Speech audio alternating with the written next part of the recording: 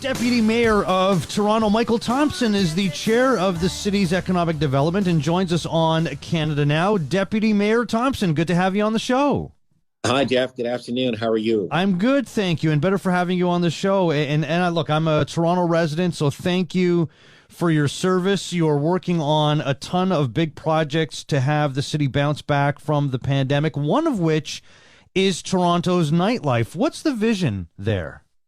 Yes, that's, I'm the night economy ambassador for the city, the first of its kind in Toronto. And the idea there, Jeff, is that there are many activities at nighttime that the city can actually benefit from. There are also, spaces in the city where we can create opportunities and engagement. So bringing in the cultural sector, bringing in the community at large to really not only energize, but to amplify and to sort of rejuvenate areas that may not necessarily be as functional, but actually has the capacity. Additionally, there are many things that are happening in the nighttime in the city of Toronto around music venues. And, we'd like to expand those opportunities where we balance the interests with respect to, residents that are, having to sleep, to go to work the next day. So if a venue, for example, is closely approximated to a residential area, we're able to address those concerns and to work with the community at large and to create economic opportunity, to create cultural opportunities and so on. The city of Toronto has a vast nightlife, and it's a matter of how we coordinate those activities in a way that is safe, it's fun, it's engaging, and of course, we would be able to use a lot of the assets that we have, so the cultural assets, for example, in order to create this, this new rebound from the pandemic. It's something that we have to be very strategic about. And so we're working collectively, obviously, with BIAs, with the businesses as a whole, with our city staff and the greater community. Well, life at night obviously needs to be managed by hospitality industry workers and bar owners and shift workers, emergency services professionals, of course. Has there been an issue at all with people wanting to work the night shift?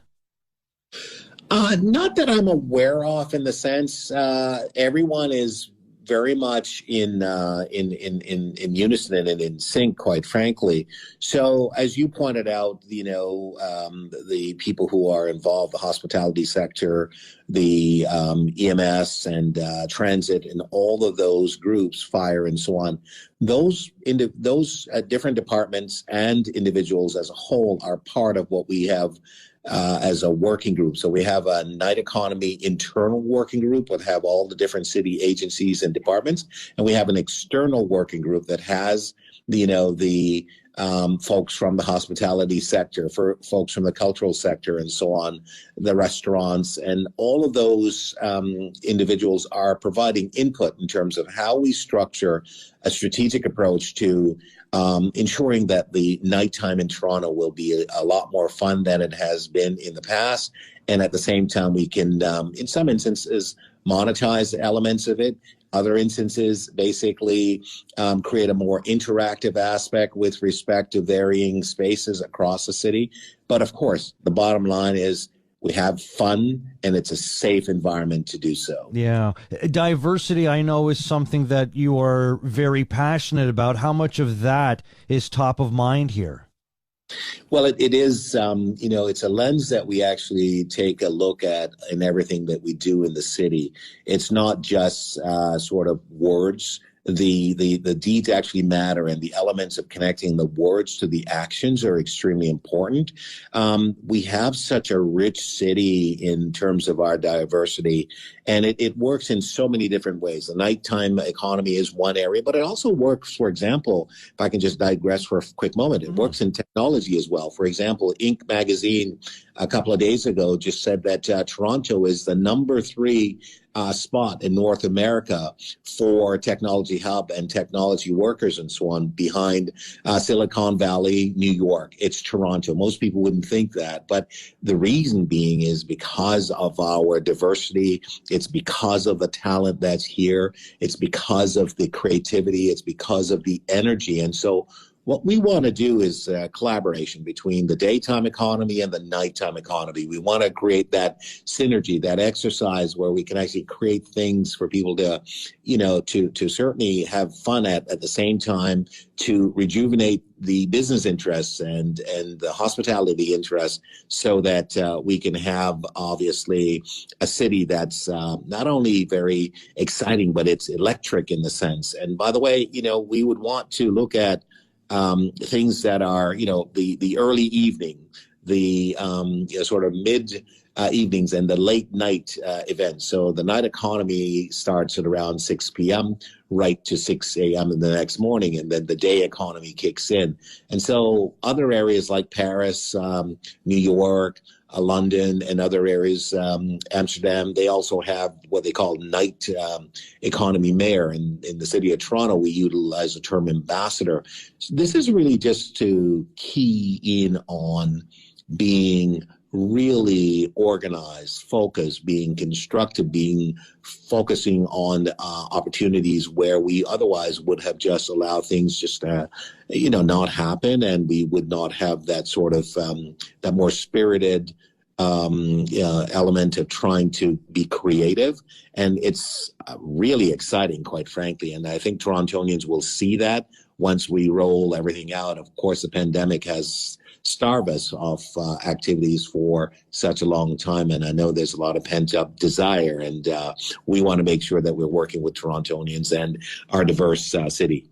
Yeah. So would you be privy to, say the blueprints of plans that were put together by cities that you mentioned that you want to kind of mirror in being able to pull off what your plan is here? Like, would you be able to talk to somebody in a similar position to yours and say, hey, what's worked for this city to give it such a thriving nightlife? Because this is what we'd like to implement here in Toronto.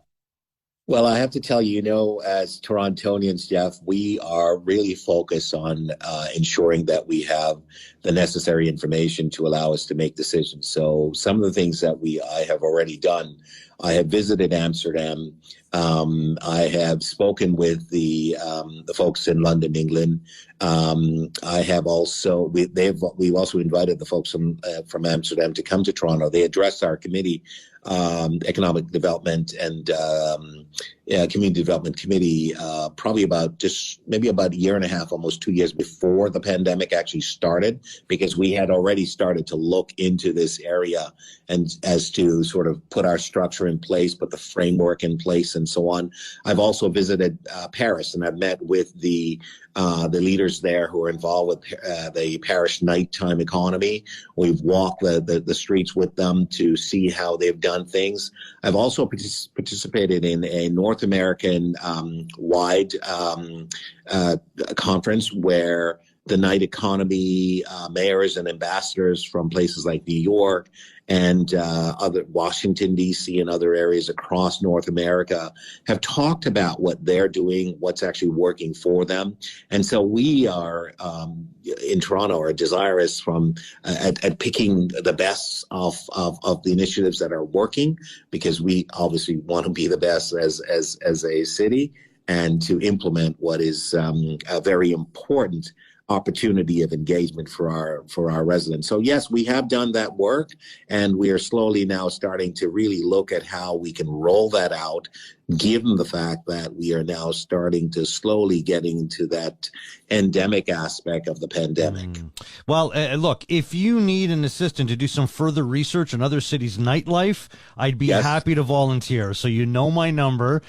Absolutely. If you need someone to head out to Paris or what have you. So in terms of the pandemic, like, does the city of Toronto face unique financial challenges that most other cities don't? Well, I don't think it's a situation of, the financial challenges that we face are dissimilar from other cities. I think it's the magnitude, the dollar sum amount, right? You know, we are the largest city in Canada, the fourth largest in North America. Where some cities are talking about thousands and hundreds of thousands. We're talking billions, like 1.4, 1.5 billion dollars because of the impact of COVID. And we've had to invest in obviously a lot of different initiatives and exercises in order to implement testing measures and, looking at facilities that we've had to use for some time. The good news is that we have been able to get assistance from both levels of government. And at the same time, we have been able to minimize the increases in taxes so that as to minimize the pressure on everyday Torontonians. And so those, those things have helped us. But we all, as municipalities and cities globally, face pressure, financial pressures. We face it on a daily basis, but the pandemic certainly has added to this additional pressure for us. But I think that we are at this moment doing quite well. As a city and as a municipality, we are not allowed to run deficits. It's illegal for us to run deficits. So we have been able to balance the budget with, again, assistance from the two levels of government and, of course, from the property tax base. So, you mentioned the word balance. So I was going to ask, what is the balance with returning to a thriving economic climate and still managing an ongoing pandemic? I mean, there's still concerns of a new COVID wave, of course.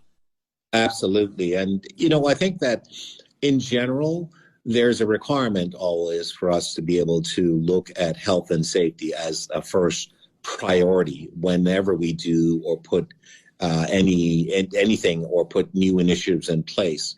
You're absolutely right. So we are working, of course, with public health to ensure that we actually have, the appropriate information and then the decisions to host events and to hold events and so on. We have the appropriate protocols in place.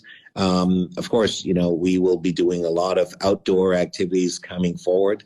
About 3 weeks ago, the mayor announced that Toronto's festival events are back. The big events such as the Taste of Lawrence, Pride, and all of these things are being planned now. And so it is always top of mind with respect to the overall safety of the events, the overall safety of the individuals attending the events. The individuals who are working these events is extremely important. So that is that's always top of mind for us. And as we move forward, recognizing that there are still challenges with COVID, we're very mindful, and that's why we consult with public health to ensure that whatever we do is done with the utmost, information and the utmost efforts to ensure and enhance public safety and security. Well, very much looking forward to what the nightlife and otherwise is going to look like as the future rolls out for the city of Toronto, being a citizen here. Deputy Mayor of Toronto, Michael Thompson, good of you to join us. Thank you so much for your efforts and for your time here. Thank you very much, and look forward to seeing you at one of our amazing night events as we move forward, Jeff. All right, look forward to it myself. Thank you. We're going to get totally useless information ahead on Canada Now. I'm Jeff Sammut, Sirius XM Canada Talks, Channel 167.